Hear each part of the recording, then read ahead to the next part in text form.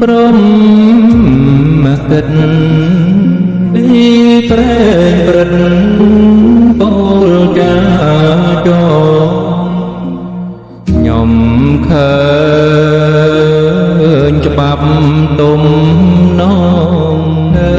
ចងក្រងដេញទានស្ដី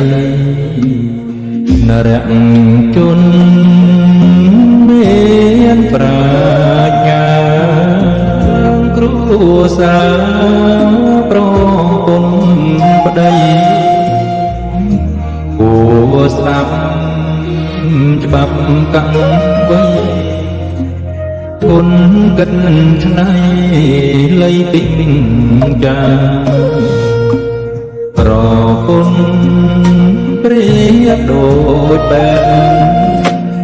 ដូចព្រះនឹងសេរសា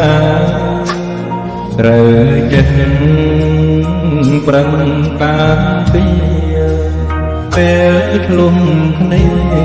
កុំឈ្នះចាញ់កុំចង់ភ្នែកចិត្តស្រីពោលថាស្រីកុំអាងមនុស្សស្រីបើស្រឡាញ់តែក្នុងឆ្នាំ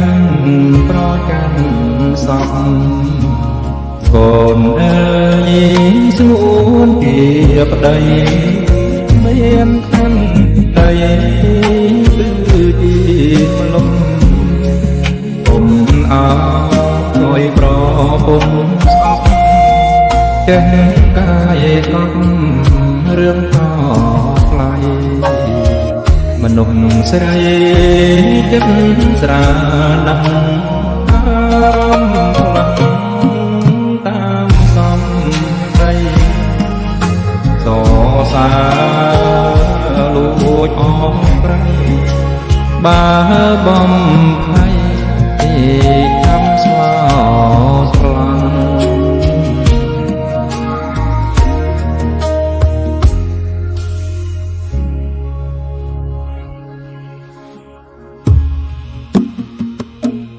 ចិត្តស្រីមុំបានស្វា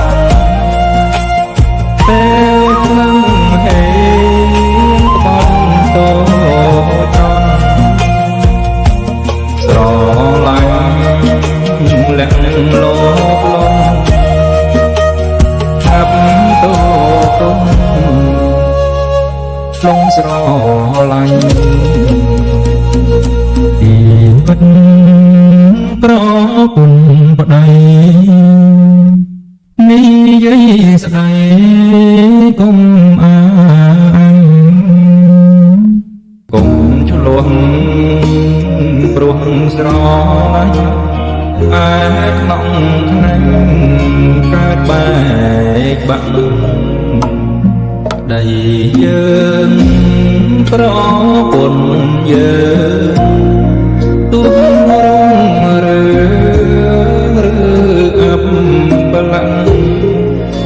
អាស្រ័យកូនពីរនាក់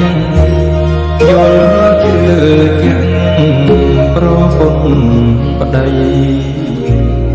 ហើយជាប្រពន្ធកុំលោភលន់ហួងវិស័យចង់បានប្រពន្ធអ្វីកុំប្រើប្តីហួងមេ